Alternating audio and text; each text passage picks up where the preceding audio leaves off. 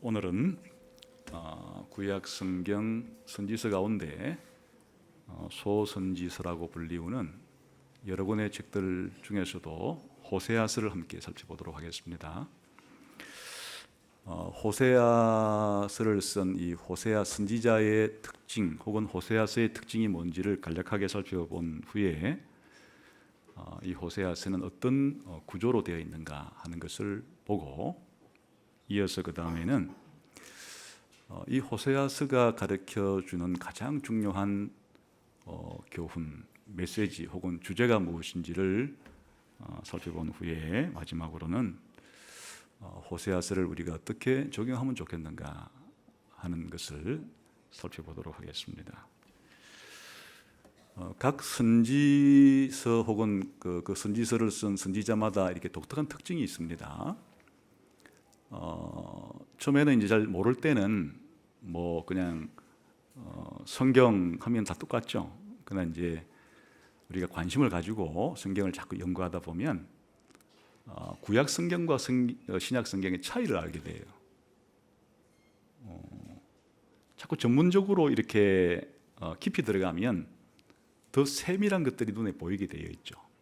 또 구약 성경이라고 해도 또 모세오경하고 역사서의 차이를 알게 되고 또 선지서의 차이를 알게 되고 시가서의 차이를 알게 되고 점점 더 그렇게 더 세밀한 차이를 느낄 수 있는 것이 더 이제 지식이 깊어졌다 그런 뜻이 되겠죠. 그래서 선지서도 그냥 이사야, 예레미야, 에스겔, 다니엘, 호세아 이래도 그냥 뭐 선지서래 이렇게 이제 그밖에 모르면 선지서에 대한 그 지식이 너무 얕다는 것이고 이제 자꾸 선지서를 공부하다 보면은 각 개별 선지서가 가지고 있는 그런 중요한 특징들이 더 드러나게 되면 이제 성경 공부가 조금씩 깊어지고 있구나 이렇게 생각해도 좋아요. 오늘은 이제 이 호세아서를 살펴보게 될 텐데 호세아 하면은 가장 먼저 떠오르는 게 강하게 박힌 인상이 있어요. 그 호세아의 결혼 생활이에요. 호세아 선지자의 결혼 생활이 아주 남달랐어요. 그래서 이제 호세아 선지서 하면은 어떻게 결혼 생활이 남다른가 하니까 이제 여기에는 결혼을 이미 한 분도 계시고 또 앞으로 뭐 할 예정인 사람도 있겠는데 다들 이제 결혼을 앞두고 상대편을 생각할 때 그래도 좋은 사람하고 결혼하고 싶을 거 아니에요. 그 좋다는 것은 이제 사람마다 기준은 다르겠으나 그래도 착해야 되잖아요. 사람이 착해야지. 또 성실해야 되겠죠. 결혼을 하고 난 다음에 결혼한 날부터 바람피우러 돌아다니면 안 되잖아요. 한번 결혼을 했으면은 이제 끝까지 이제 정조를 지키고 그렇게 상대방에 대해서 성실하게 할 만한 그런 사람이어야지. 좀 뭐 똑똑하다, 돈도 잘 번다 하는데 아무래도 바람기가 많은 것 같다 이러면 안 되잖아. 그러니까 이제 상대방을 택할 때 그 결혼이라는 관계는 뭐 사업하는 관계도 아니고 서로 이제 한 남자와 한 여자가 만나서 평생토록 서로 사랑하고 서로 힘이 되어주고 기쁠 때나 슬플 때나 함께하고 이렇게 하자고 이제 하는 것이니까 상대편에 대해서 그럴 만한 사람을 택하고 싶지 않겠어요? 그런데 중매를 받았는데 말하기를 이 사람은 그 역말살도 끼어 있고 바람기가 많아가지고 분명히 결혼하면은 바람 피울 게 분명합니다. 지금까지도 경력이 화려합니다. 이렇게 이러면은 좀 꺼려지는 거 아니겠어요? 근데 이제 하나님께서 선지자 호세아에게 결혼을 하라 그러는데 어떤 여인과 결혼을 하라 그런가 하면 우리 한번 2절을 잠깐 한번 읽어볼까요? 시작. 여호와께서 처음 호세아에게 말씀하실 때 여호와께서 호세아에게 이르시되 너는 가서 음란한 여자를 맞이하여 음란한 자식을 낳으라 됐습니다. 아니 이게 말이 되는 소리예요?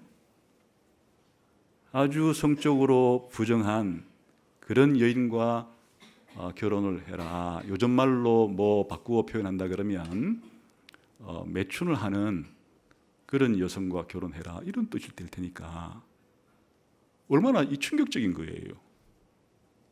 그래 이제 결혼을 하고 난 다음에 자식을 낳았을 때 이름을 아주 이제 부모로서는 잘 지어주고 싶을 텐데 나중에 이제 설명드리겠지만 이름이 아주 안 좋은 이름들을 지으라고 하는 거예요.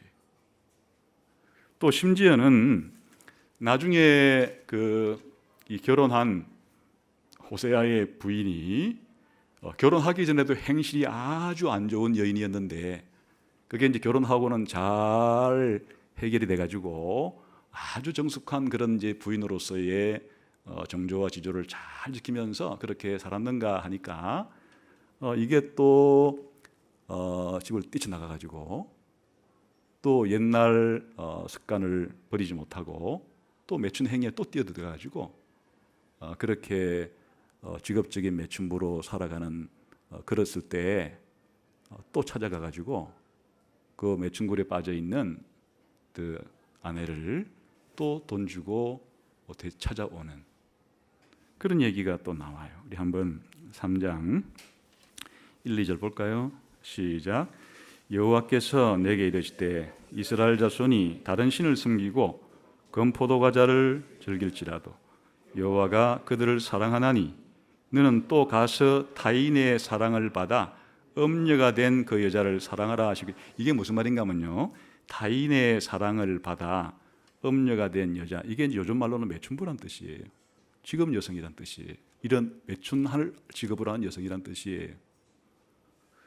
그래 이제 사실은 이 호세아를 해석하는 학자들에 따라서 견해 차이가 좀 있긴 해요. 근데 이게 한 사람인지 앞에 첫 번째 음란한 여인과 결혼하라 그랬을 때 이제 그 이름이 나오거든요. 고멜이라고 나오는데 이 3장도 그 고멜인지 동일 인물인지 아니면 다른 인물인지, 다르다는 얘기는 이제 고멜은 죽었고 또 말년에 또 하나님께서 호세아에게 또 직업적인 매춘을 하는 매춘부를 또 결혼하라고 했는지는 이제 의견 차이는 좀 있어요. 정확하지는 이제 않은데 이랬거나 저랬거나 간에 그 중심 원리는 똑같은 것이, 하나님께서 호세아에게 결혼을 하라 그랬는데 어쨌든 부부간에 있어서 제일 중요한 첫 번째 원칙인 그런 지조와 정절을 지키지 못하는 이런 이제 여성과 결혼을 하고, 아까 말했지만 만약에 동일 인물이라 그러면 더 의미가 커요. 처음에 결혼하기 전에도 행실이 부정한 여인을 데리고 살다가 이게 이제 개가천선이 안 되고 또 집을 뛰쳐나가 가지고 그렇게 했을 때 또 찾아가서 그렇게 돈을 주고 또 찾아오고 하는 것은 더 강력한 의미가 있는 것이고, 그렇지 않다 할지라도 인물이 다르다 할지라도 두 번에 걸쳐서 그렇게 하라 그런 것이니까 이제 어쨌든 호세아라고 하는 선지자의 가장 중요한 삶의 특징은 이런 결혼 생활, 호세아의 결혼 생활이 메시지예요. 그러니까 하나님께서 때로 선지자들에게 하나님 말씀을 전하게 할 때 주된 매체는 말이에요. 그 하나님의 말씀을 듣고 자기 입으로 하나님 말씀을 대언하는 그게 이제 선지자의 주된 사역이지만, 때로는 하나님께서 말이 아니라 행동으로 말해라. 그러니까 말은 없어도 행동을 통해서 하나님이 전하려고 하는 말씀을 전하는 것을 행동은 행동인데 의미가 있는 행동이니까 상징 행동이라 부르는 거예요. 우리가 이사야도 그런 적이 있었고 예레미야도 그런 적이 있었고 특별히 에스겔은 그런 게 많다 그랬죠. 근데 이제 호세아에게 있어서는 그 상징 행동이 뭔가니까 결혼 생활이에요. 결혼을 해서 자식을 낳고 이름을 붙이고 하는 이런 행동 자체가 하나님께서 전하려고 하는 가장 중요한 메시지를 이 결혼 생활 속에, 행동 속에 있다, 그런 말이에요.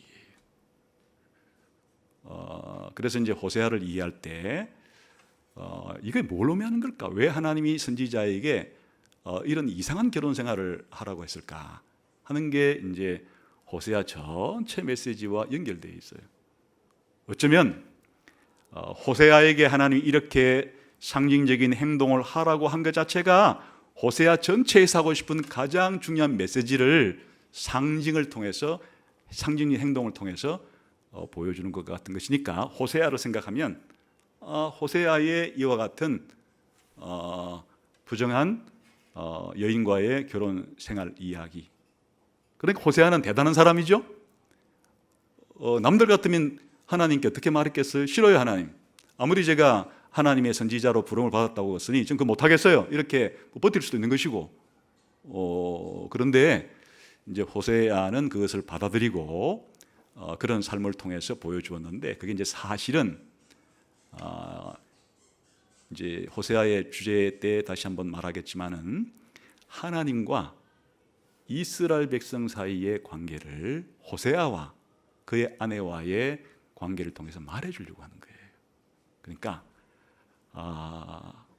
하나님은 하나님 백성인 이스라엘 사람들에 대해서 남편 같은 입장이고, 하나님을 믿는 하나님의 백성은 하나님에 대해서 아내와 같은 이런 입장인데, 이 아내 쪽에서 부정을 저질렀다는 말이에요.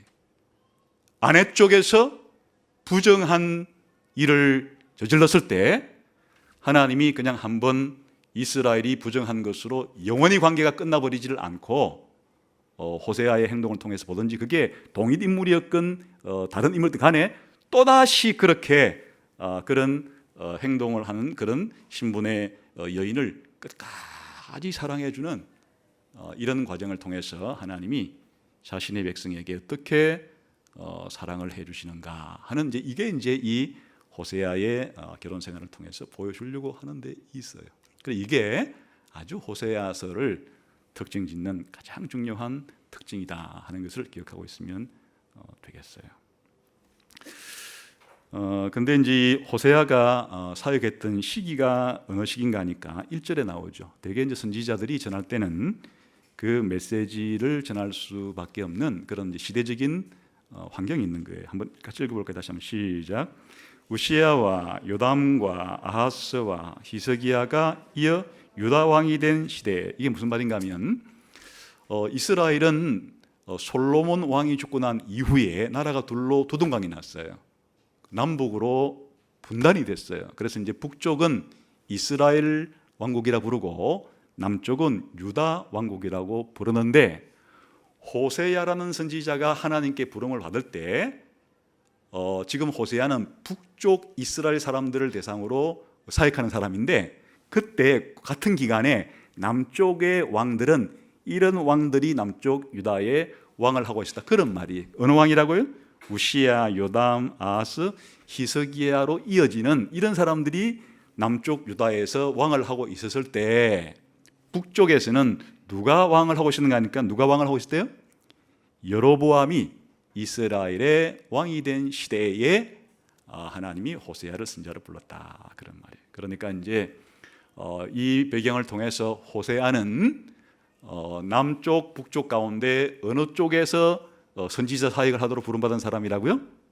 북쪽 이스라엘에서 선지자 사역을 하도록 부름받았는데, 시대는 여로보암이 왕을 하고 있을 때 부름받았다. 이게 이제 굉장히 중요한 시기인데, 왜 중요한 시기인가 하면 이 여로보암이라는 왕이 북쪽 이스라엘이 망하기 직전에 마지막 그래도 정치적으로 경제적으로 용성한 시기의 마지막 왕이었어요.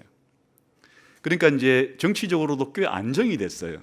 이 여로보암 왕이 혼자서 41년을 통치했어요.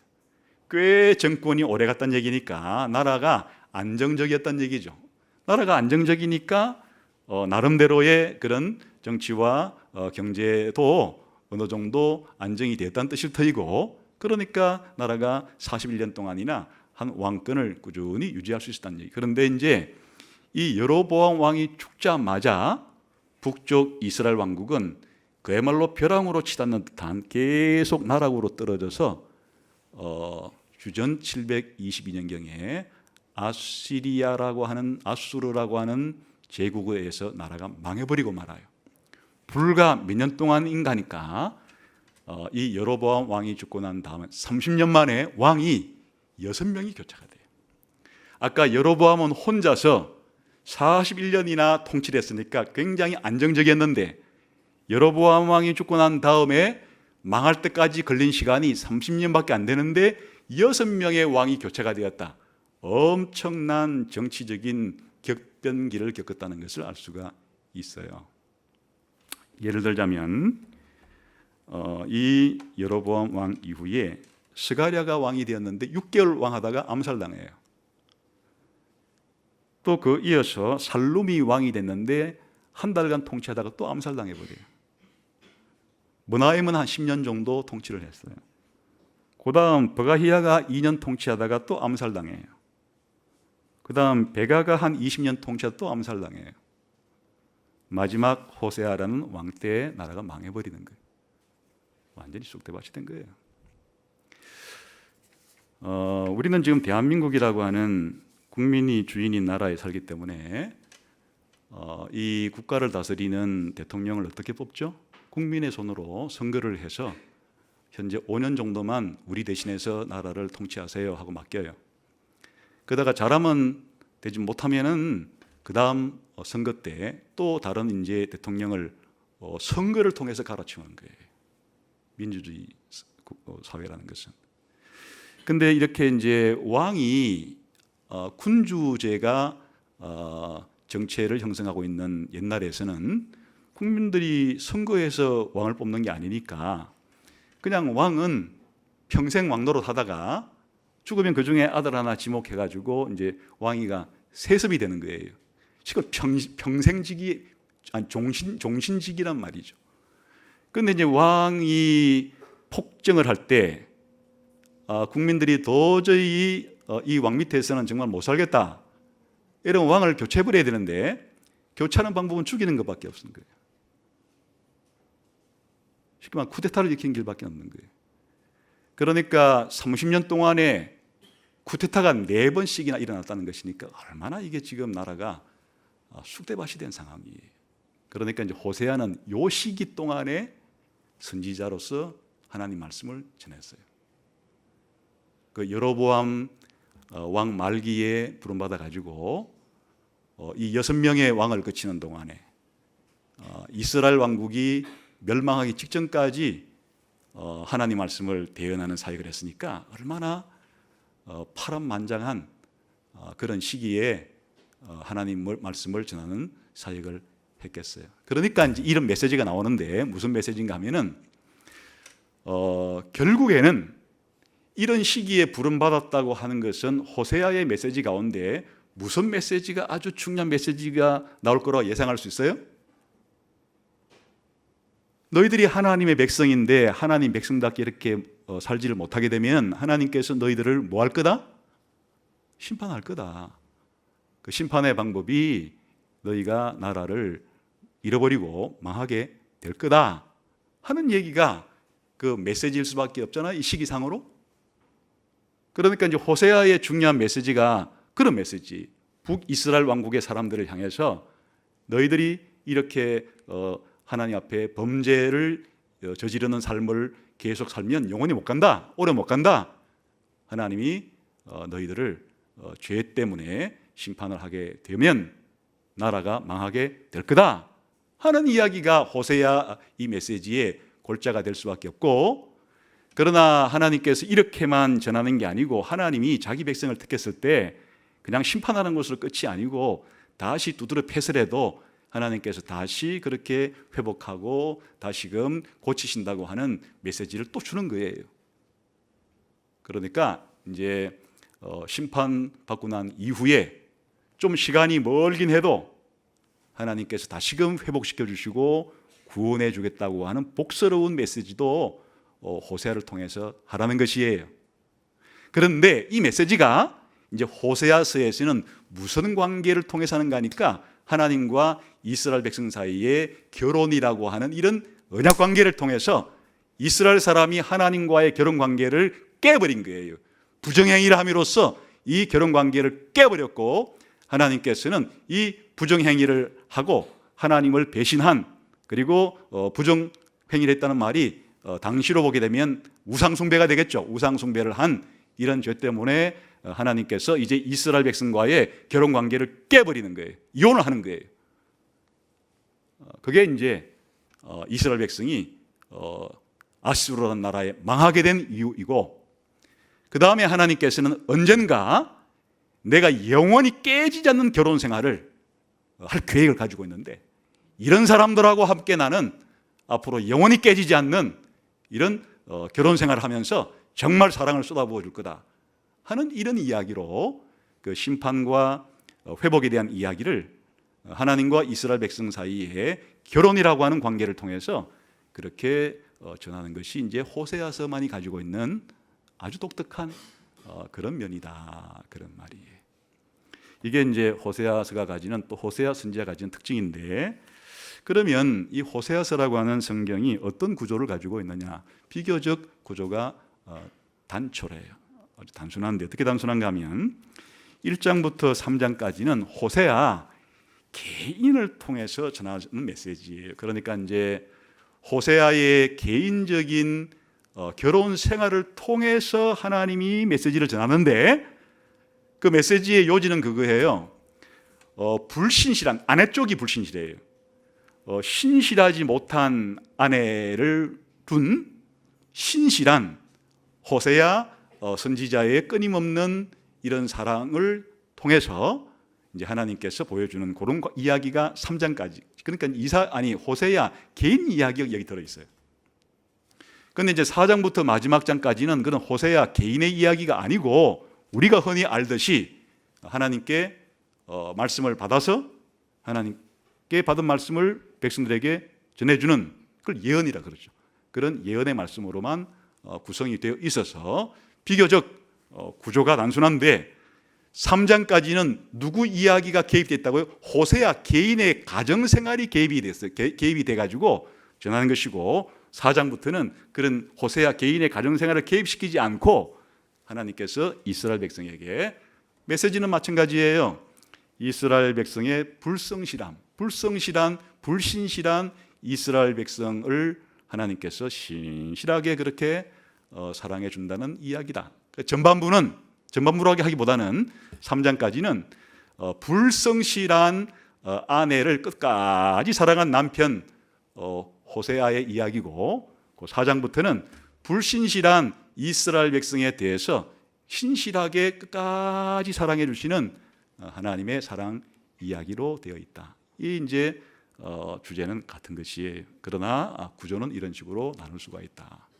비교적 읽을 때 그렇게 구조를 좀 단순하게 보면 되겠어요. 그럼 이제 이런 구조를 통해서 하나님이 전해주고자 하는 메시지는 뭔가? 이거 미리 이제 설명을 통해서 힌트는 다 드렸는데 좀 자세하게 살펴봅시다. 자, 다시 한번 2절을 1장 2절을 읽어봅시다. 시작.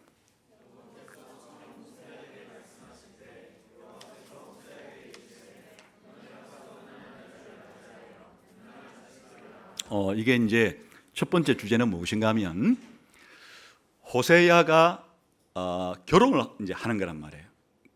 그러니까 이 결혼 관계, 호세아와 호세아의 아내가 될 사람과의 결혼 관계, 이게 이제 이 호세아서의 첫 번째 테마를 구성하는 것이에요. 그런데 이제 이런 관계는 무엇 때문에 하나님이 이렇게 하라고 했는가 하니까 아까 미리 설명을 드렸죠. 누구하고 누구 관계를 설명하기 위한 하나의 모델이에요. 하나님과 하나님 백성인 이스라엘 백성과의 관계를 하나님께서는 바로 남편과 아내와의 관계로서 설명을 하시는 것이에요. 그래서 이제 여기에 일단은 첫 번째 주제는 무엇인가 하니까, 하나님과 하나님 백성 사이의 관계는 무슨 관계와 같다? 남편과 아내와의 관계와 같은 이런 관계다 하는 게 첫 번째 중요한 메시지예요. 여러분, 이제 이게 왜 중요한가 하면, 우리가 이제 다른 사람들과 만나서 이렇게 대화도 나누고 사는데, 여러분이 만나는 사람이 100명이든 200명이든 1000명이든 똑같아요?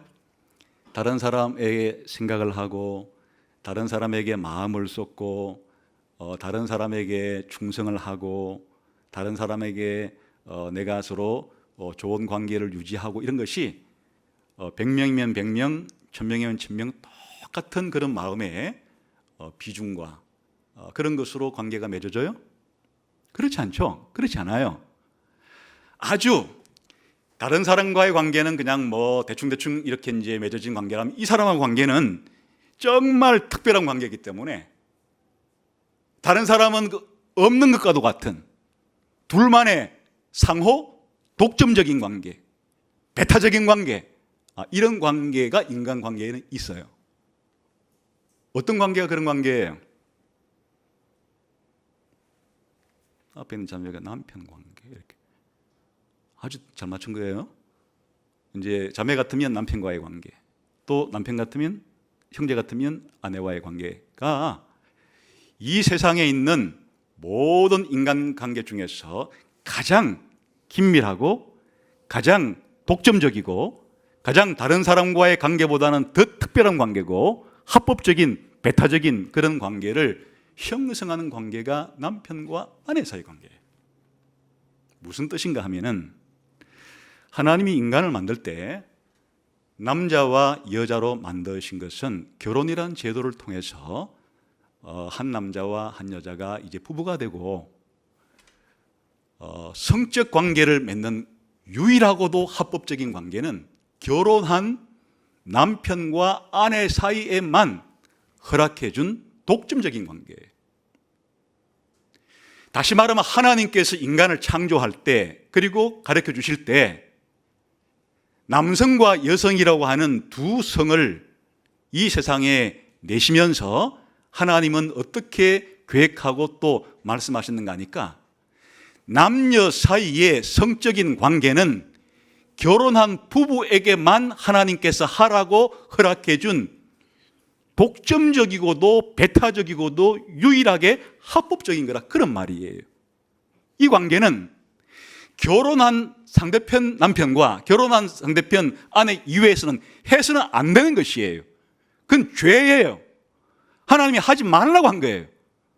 반드시 하나님께서 그렇게 한 거에 대해서는 심판할 수밖에 없는 죄라 그거예요.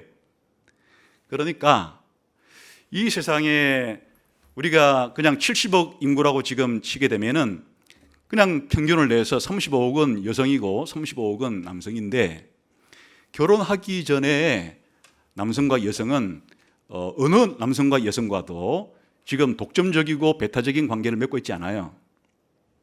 이제 유부남과 유부녀를 제외해도 상당히 많이 남아있죠. 누구하고도 결혼할 수 있어요. 누구하고도 가능한 일이에요. 예를 들면 뭐 관습상으로는 나이 차이가 몇 살 안 되는 사이끼리 이렇게 결혼하지만 제가 그래서 옛날에 좀 결혼할 수 있는 폭을 넓혀주기 위해서 교회 안에는 지금 형제 수가 너무 부족해요. 그래서 비율이 잘 안 맞기 때문에 나이를 조금 더 폭넓게 봐라. 아래 위로 20살까지 봐라. 20살까지 많든지 적든지 아무 문제가 없다. 지금은 더 넓히고 싶어요. 아래 위로 60살까지 문제가 없다. 뭐 놀라긴 뭘 놀래. 그러니까 80세 된 남성과 20세 된 여성, 80세 된 여성과 20세 된 여성이 결혼해도 뭐가 문제가 돼? 나이에 있어서. 결혼이라는 것은 상대편이 결혼한 유부남, 유부녀가 아니라면 뭐 자기들이 좋으면 일단 성인은 돼야 되겠죠. 성인은 되고 난 이후에 그렇게 그렇게 나이는 그 문제될 게 없다. 쉽게 말하면 누구하고나 결혼할 수 있는 대상은 된다 그거예요. 성인이 된 남성, 여성이면. 물론 국적도 마찬가지겠죠. 지금은 이렇게 뭐 여러 인종들도 많고 국적이 있는데 사실은 부모 입장에서는 자녀가 결혼할 때 이왕이면 같은 민족하고 결혼하기를 바라요. 그런가 하니까 다른 피부색을 가진 사람과 결혼하는 게 문제될 것은 사실은 없어요. 다 같은 인간이기 때문에. 근데 자라온 환경과 배경이 다 다르니까 결혼이라는 게 당사자끼리만 결혼하는 것도 아니고 사실은 한 가문과 가문이 합치는 면도 있기 때문에 그러면 이제 여러 가지 살아가면서 문제가 많이 발생했으니까 제발 부탁인데 이왕이면 그래도 같은 피부색 가진 그래도 이왕이면 같은 이제 민족이 좋겠다 이런 희망은 피력하지만 바락바락 우기면서 나는 다른 인종과 결혼하려고 하면 또 어떻게 그건 맞겠어요 사실은. 인종도 상관이 없다 그거예요 본질적으로는.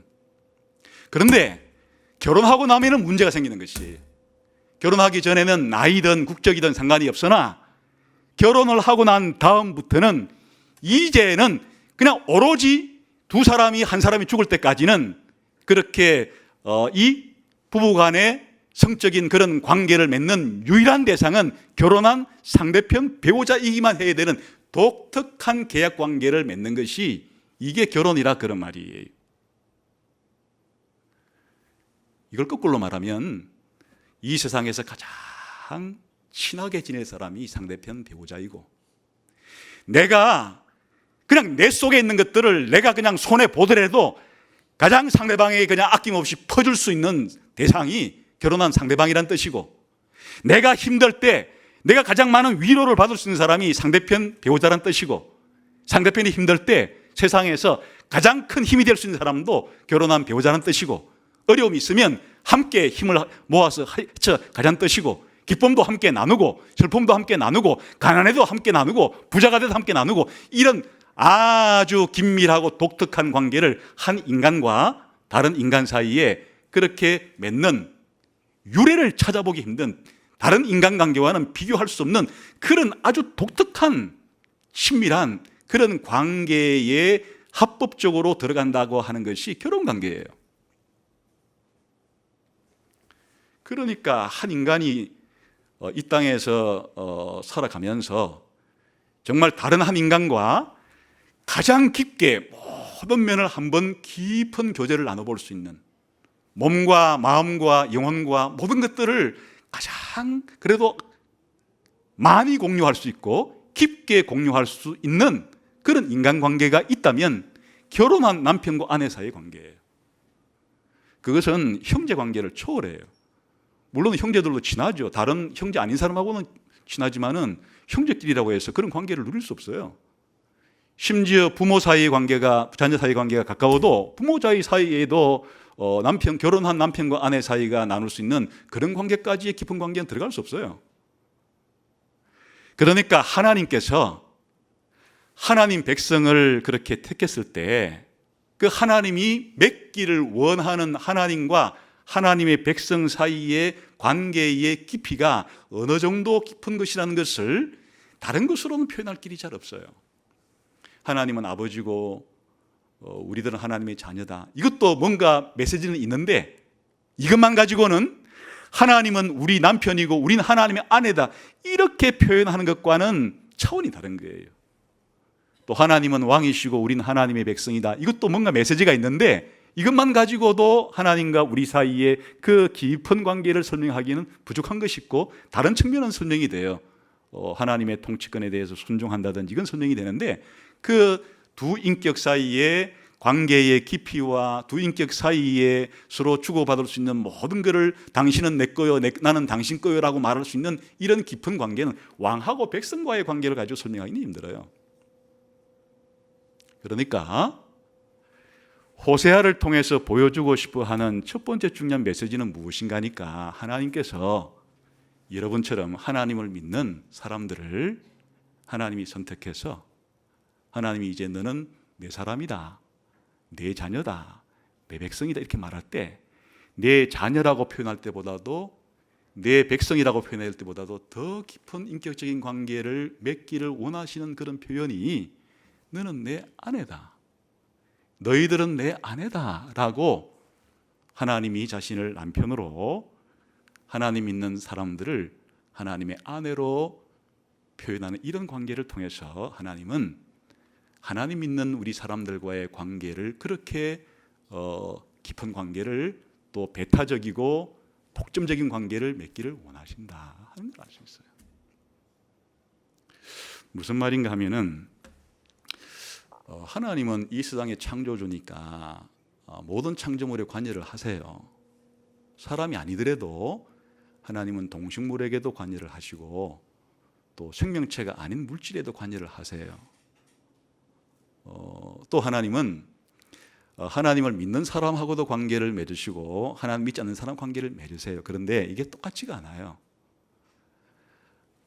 하나님께서 이 세상에 태어난 모든 생명체들, 특별히 우리 인간들과 관계를 맺을 때 똑같이 대하는 것은 어떤 점에서는 차별 없이 대하시는 거니까 햇빛을 주시는 것은 차별하지 않아요. 공기를 주시는 것도 차별하지 않아요. 물을 마음대로 쓰게 하시는 것도 차별하지 않아요. 또 가정이라고 하는 제도와 국가라는 제도의 경험을 통해서 이 땅을 살게 하는 것도 차별을 두지 않아요.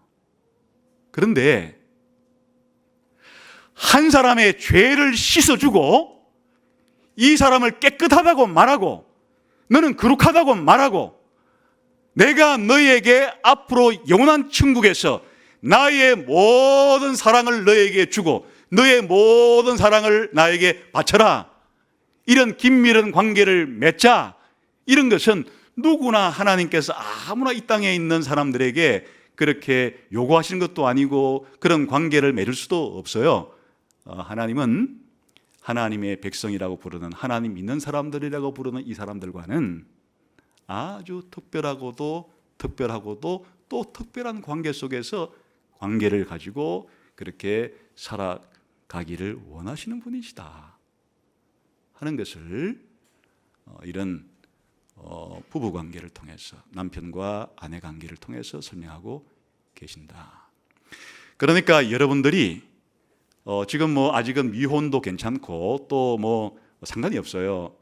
중요한 사실은 무엇인가 하니까 여러분이 신자로서 알아야 될 중요한 사실은 여러분이 지금 맺고 있는 관계, 부모와 자식과의 관계, 혹은 형제와의 관계, 또 친구와의 관계, 또 결혼한 사람이라면 남편과 아내와의 관계, 이런 관계가 저 먼 나라에 있는 보도 듣도 못한 사람과는 더 긴밀한 관계이겠지만, 여러분이 하나님을 믿는, 예수님을 믿는 신자라면 여러분이 인격자로서 다른 한 인격자와 관계를 맺는 깊이에 있어서 살아계신 삼위일체 하나님, 좀 구체적으로 말하면 예수님과의 관계가 여러분에게 있어서 남편과 아내만의 독점적이고 배타적인 그런 상호 사랑과 상호 헌신과 이런 관계를 맺고 있는 사람이다 하는 것에 대한 인식이 없으면 신앙생활은 제대로 하기가 어려워요.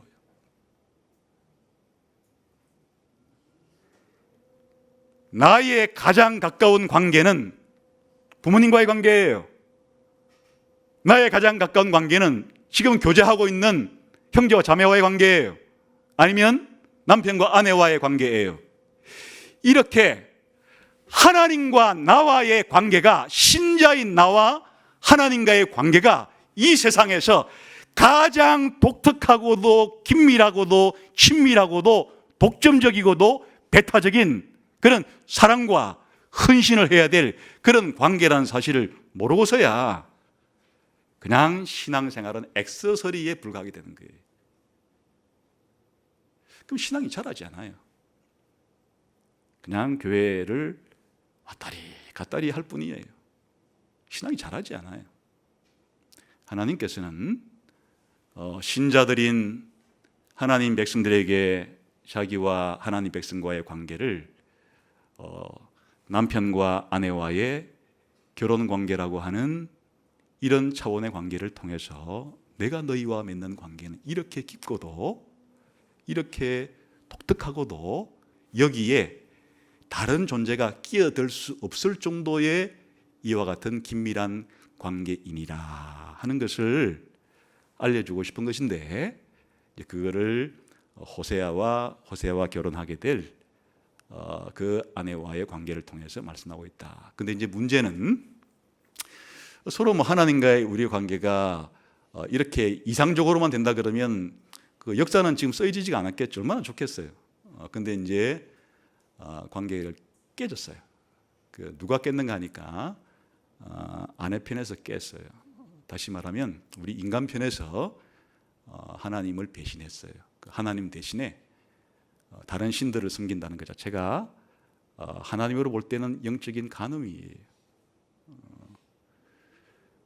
그래서 이제 그 이스라엘 백성이 그렇게 했다는 건데, 이제 이거를 누굴 통해 보여주는 거니까 호세아의 아내를 통해서 하나님을 배신한 이스라엘 백성을 지금 보여주고 싶은 것이에요. 그래서 이제 배우자를 택할 때 정숙한 여인보다도 이렇게 음란한 그런 여인과 결혼을 해라 하고서, 그런데 이게 정상적인 건 아니에요. 그렇게 이제 결혼을 한 배우자가 다른 편 배우자의 몰래 다른 남자를 만나거나 다른 여자를 만나거나 그렇게 하는 것은 죄예요.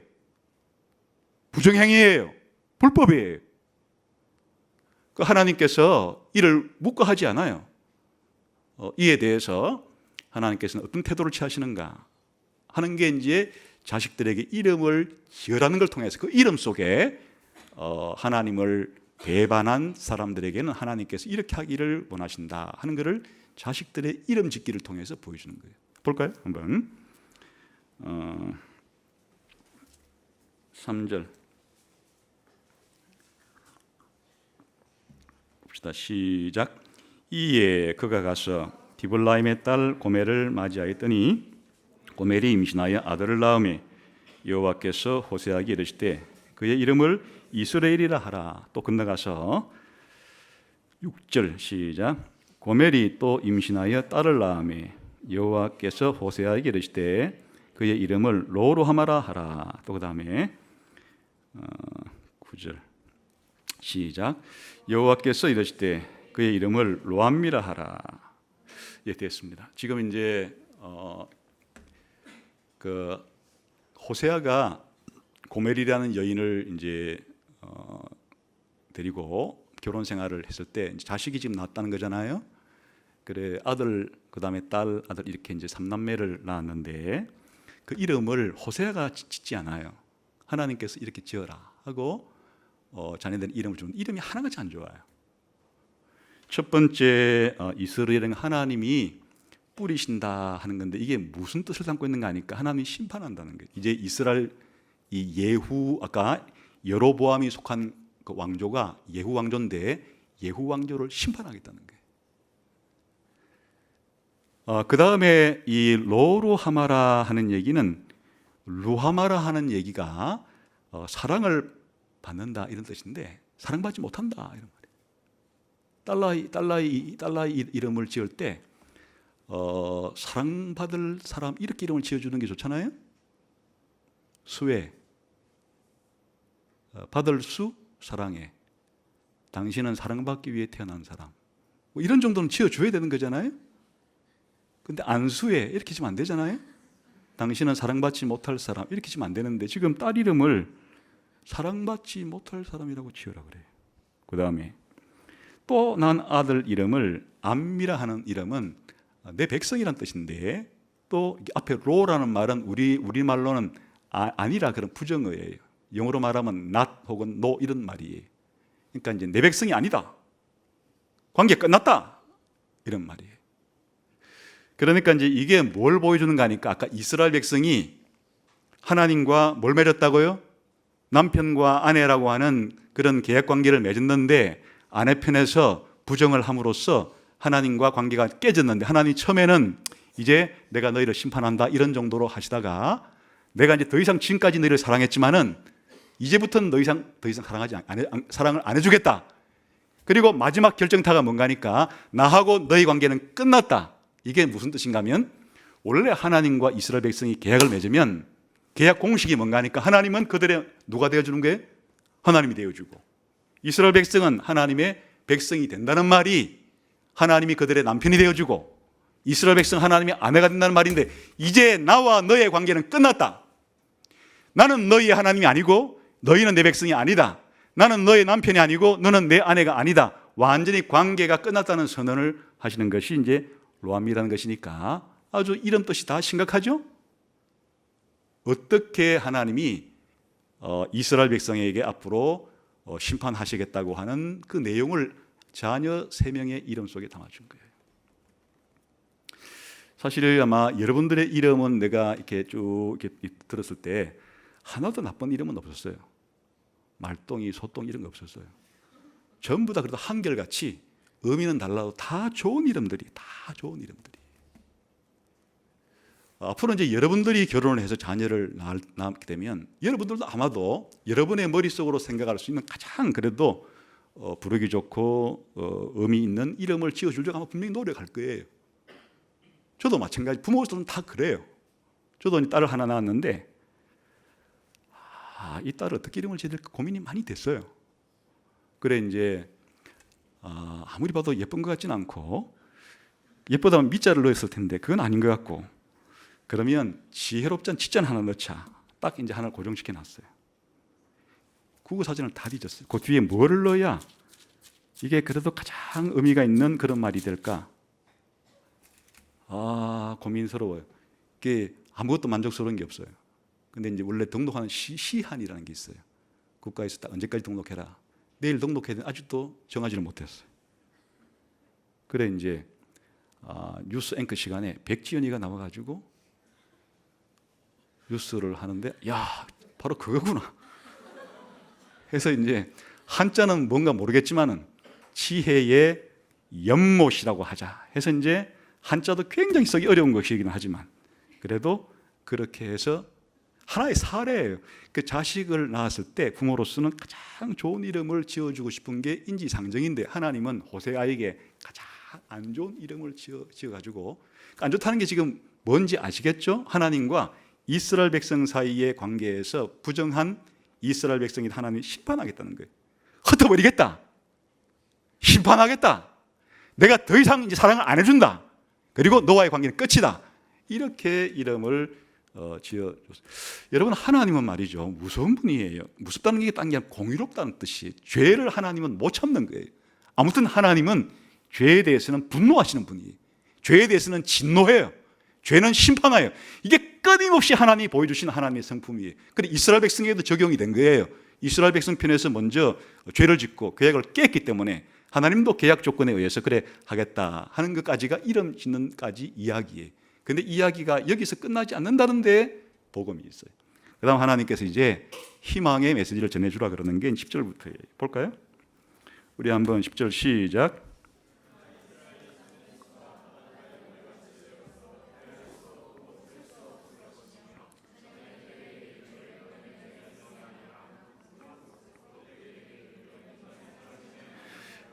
대반전이 일어납니다. 이제 끝났다 그랬잖아요. 나는 너희 하나님 아니다. 너희들은 내 백성 아니다. 너희와 나의 관계는 끝장났다. 이렇게 했는데 그것으로 하나님이 끝하고 그냥 끝내버린 게 아니고 그 다음 놀라운 반전의 말씀을 줘요. 어떤 놀라운 반전의 말씀인가 하니까, 앞으로 이스라엘 자손의 수가 바닷가의 모래알처럼 되어서 수를 헤아릴 수도 없을 정도로 많게 해주겠다. 이것은 이제 지금 역사적인 경험은 어떻게 되는 것인가 하면요, 곧 이제 북이스라엘이 아수르 사람들에 의해서 침략을 받아가지고 나라가 망해요. 전쟁 때 수많은 사람이 죽죠. 또 대다수의 사람들이 끌려가죠. 가서 그냥 아수리아 전역에 흩어져 버려요. 그 지도에서 사라진 거예요. 그런데 하나님은 무슨 약속하는가 하니까, 앞으로 이스라엘 사람들의 수가 바닷가의 모래알처럼 헤아릴 수도 없을 정도로 많게 해 주겠다는 이상한 약속은 무슨 약속이에요 이게 도대체? 이것은 아브라함에게 한 약속을 하나님이 기억하신 거예요. 원래 모세를 통해서 시내산에서 이스라엘 백성과 계약 맺기도 전에 먼저 맺은 계약이 있어요. 하나님이 아브라함에게 딱 아브라함을 자기 백성 선택할 때 뭐라고 약속했어요? 아브라함아, 나는 너의 하나님이고 너는 나의 백성이 될 텐데 앞으로 너의 후손을, 그 아브라함의 후손은 하나님의 백성이기도 한 거예요. 너의 후손을 얼마나 많게 해주려고 약속했는가 하니까 시청각 교육을 시켜줬어요. 밤에 하늘을 보게 해 쏟아질 듯한 별을 보고서 앞으로 너의 후손이 하늘의 별처럼 많게 주겠다. 또 바닷가에 데려가셔가지고는 바닷가의 모래알을 보여주시고는 너의 후손이 앞으로 바다에 이 모래알처럼 되게 해 줄 거라라고 하는 약속을 하나님께서 이미 한 적이 있는데, 하나님은 이 아브라함에게 한 약속을 반드시 지키시는 분이지, 약속했다가 하나님이 뭐 수가 틀린다거나 하나님이 변심을 해가지고 그렇게 약속을 깨는 분이 아니에요. 그래서 이스라엘 백성은 그럼 왜 심판하는가? 그게 계약 조항이었어요. 시내산에서 맺은 계약은 무슨 계약이는가 하니까 너희들이 뭐 하면 내 말을 잘 듣고 순종하면은 너희들이 이 가나안 땅에서 오래오래 살게 해 주겠지만은 너희들이 내 말을 어기면은 가나안 땅에서 뽑아내겠다는 게 계약 조건이었으니까 하나님께서 북이스라엘 사람들을 뽑아내는 것은 무슨 계약을 지키는 거예요? 모세 언약을 지키는 것이지만은 모세 언약보다도 더 근원적이고 더 앞선 언약은 무엇인가 하니까 하나님이 자기 백성으로 삼으신 믿음의 조상 아브라함의 후손을 하늘의 별처럼 바닷가의 모래알처럼 많게 해줬다는 약속은 내가 앞으로 반드시 지킨다. 언제 지켜지겠어요? 이게 이제 신약 성경을 읽게 되면은 바로 우리 교회 시대 때 이게 지켜지기 시작하는 거예요.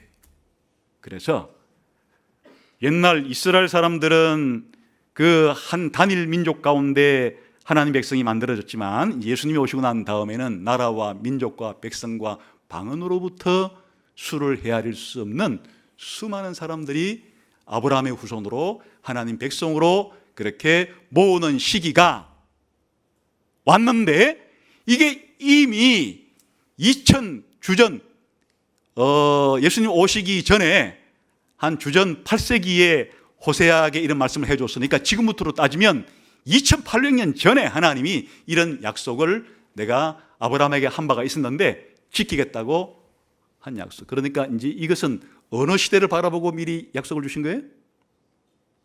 지금 우리 교회 시대를 보고. 그리고 이게 장차 언제 다 완성이 되는가 하니까 보세요. 그 다음에 11절 시작. 이에 유다 자손과 이스라엘 자손이 함께 모여 한 우두머리를 세우고 그 땅에서부터 올라오리니 이스라엘의 날이 클 것이미로다.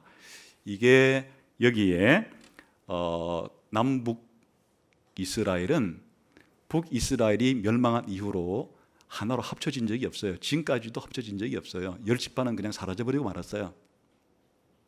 그런데 하나님께서 이상한 말씀을 해주는데 북이스라엘이 망하겠지만은 그런데 남북이 다시 통일될 날이 있을 거다. 이렇게 약속을 해주고 그 통일 왕국의 왕이 누군가를 근데 한 우두머리를 세우고 남북 이스라엘이 통일될 거다.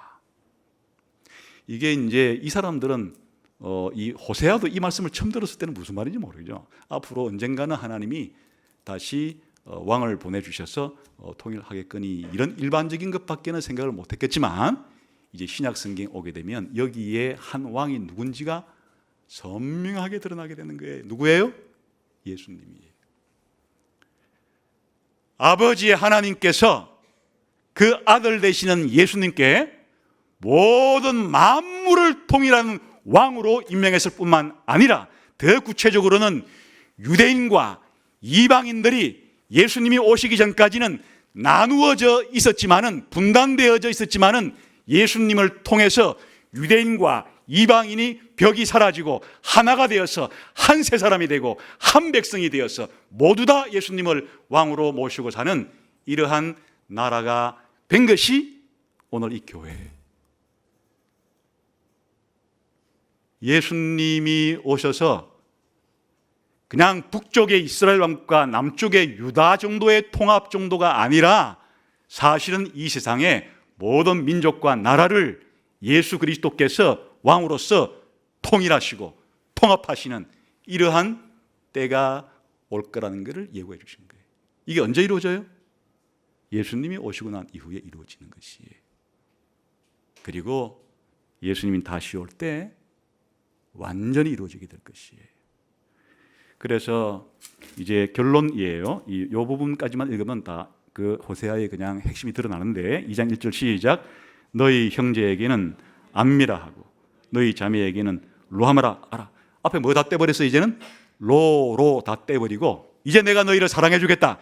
이제 너희는 내 백성이다. 이렇게 하겠다 하는 아까 하나님께서 심판을 말씀하시는 이름과는 정반대의 이름을 이제는 지어주시는 것으로 이 호세아 전체에 어찌 보면 그 서론 부분이 끝나요. 이제 이거를 어떻게 적용해야 되는가? 이 호세아서를 1차적으로 구약 성경은 누가 적용을 해요?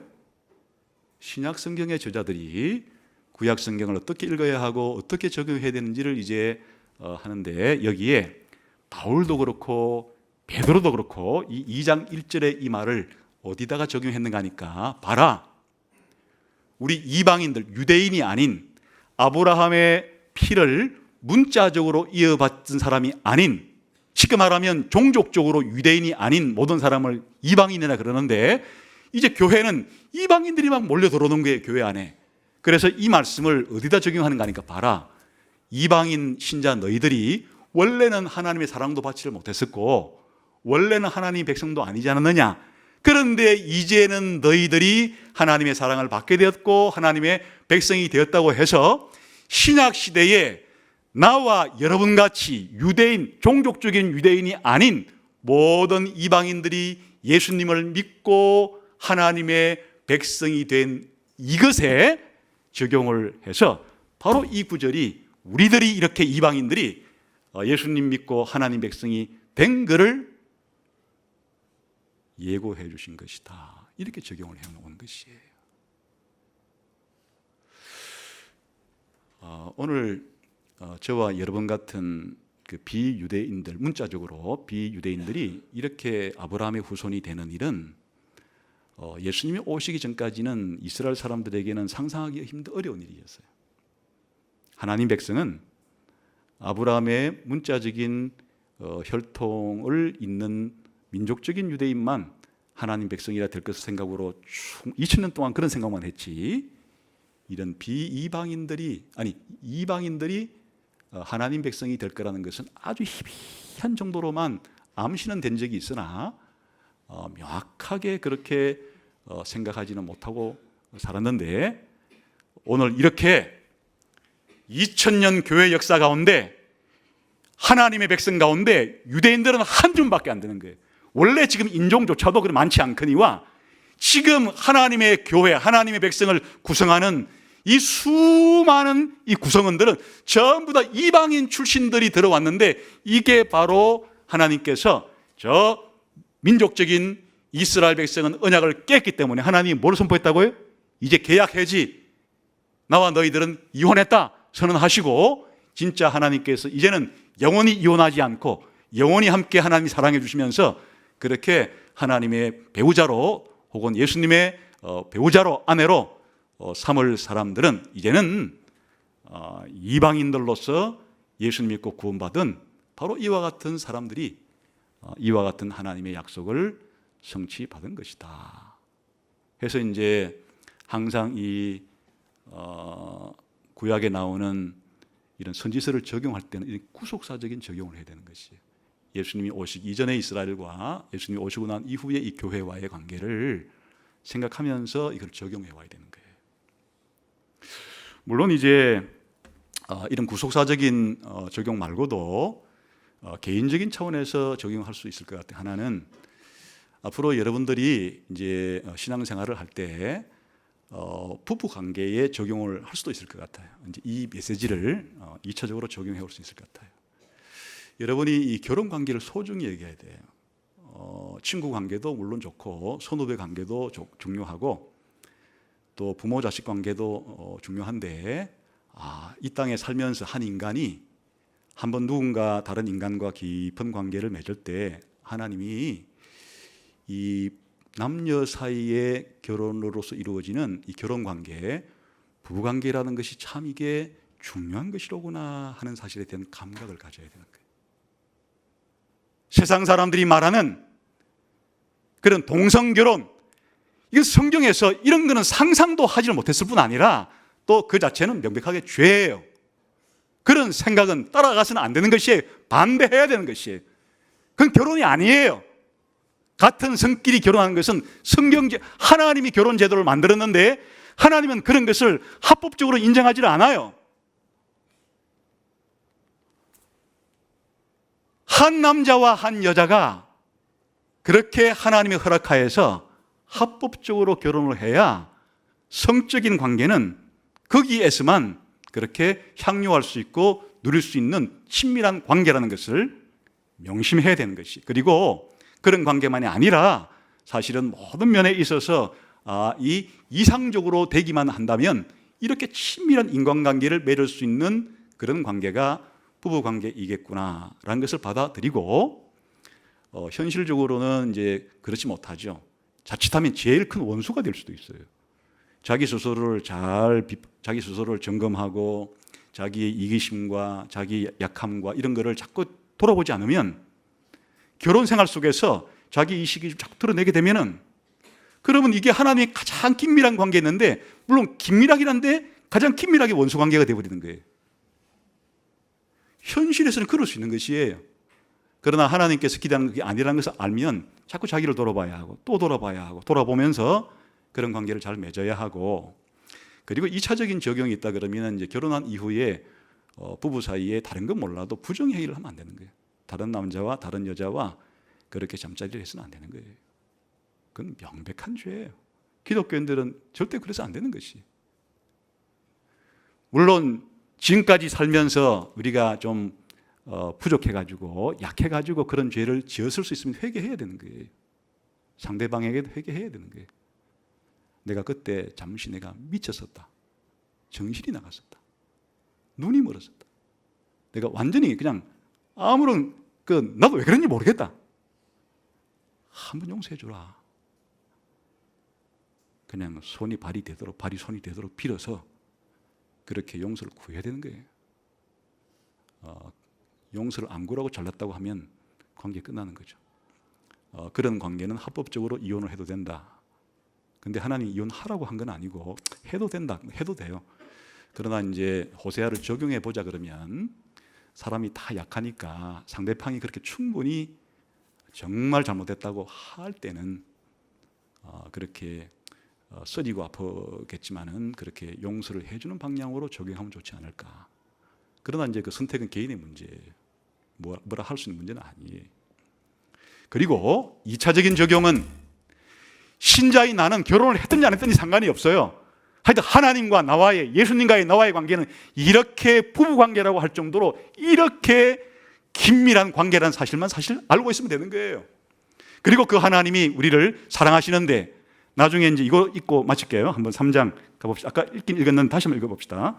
3장 1, 2, 3절 시작. 여호와께서 내게 이르시되 이스라엘 자손이 다른 신을 섬기고 금포도 과자를 즐길지라도 여호와가 그들을 사랑하나니 너는 또 가서 타인의 사랑을 받아 음녀가 된 그 여자를 사랑하라 하시기로. 아까 봤죠? 이게 원래 고멜이 집을 뛰쳐나갔던 여인이건 아니면 고멜은 죽고 또 새로운 여인이든지 간에 뭐 하라는 거예요? 이런 다른 사람들이 보기에는 함께 살기 싫은 이런 여인도 함께 데리고 뭐 하라는 거예요? 사랑을 해 주라는 거예요. 사랑해 줘라. 그래서 그 다음에 이제 지금 매춘굴에 빠져가지고 지금 노예생활을 하고 있으니까 어떻게 하라고요? 2절 시작. 내가 은 15개와 보리 한 호멜 반으로 나를 그를 사고. 이게 이제 노예 한 사람 사는 값을 지불하고 그 지급 매춘부 여성을 구출해내는 것이. 그 다음 어떻게 해요? 3절 시작. 그에게 이르기를 너는 많은 날 동안 나와 함께 지내고 음행하지 말며 다른 남자를 따르지 말라. 나도 내게 그래하리라. 이제는 늘 지급적인 매춘부 여성이 돈만 받으면 그렇게 다른 남성들과 그렇게 관계를 맺지만 그런 일 하지 말고 이제 앞으로 나하고 오래오래 사랑하면서 잘 살자. 그리고 이제 집을 뛰쳐나가지도 말고 또 옛날처럼 그렇게 살지도 말아라. 함께 그렇게 내가 사랑을 해줄 테니까 함께 잘 살자. 이렇게 이제 하는 게 이게 하나님이 호세아에게 사실은 한 여성에게 이렇게 하라는 게 이게 메시지겠어요? 이렇게 호세아에게 하라고 한 걸 통해 하나님은 뭘 보여주고 싶은 거예요?